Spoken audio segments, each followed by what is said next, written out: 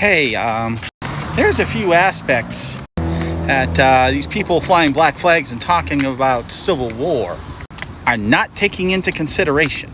I mean, yeah, people talk about all the time about how they're going to be fighting the U.S. military, which is true.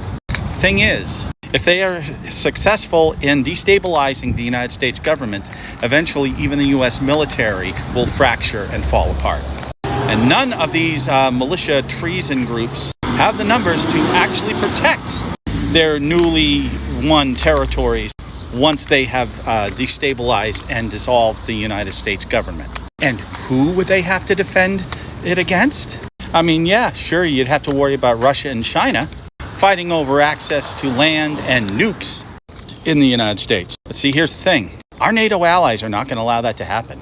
As the United States government begins to collapse, there will be UN peacekeeping troops deployed in the United States.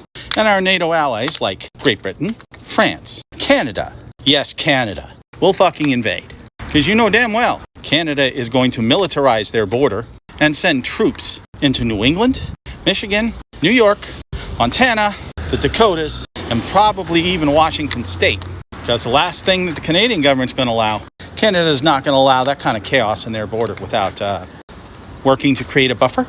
Simply put, Canada is going to absorb most of the northern United States. And for all the shit talking that states like Texas do and Arizona, they're going to be reabsorbed back into Mexico within a year. Because Mexico is probably going to get some help from Russia. And California might be okay for a while, but eventually they're going to be nibbled at by Mexico to the south and Pacific powers like Japan and China to the west and Canada from the north. And we got nukes. And without a functional central government to safeguard them, the international community will step in.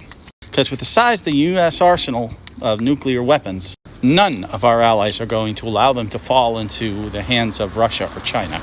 Or any other country. You don't think Iran would love to get their hands on some of our fucking nukes? Bet.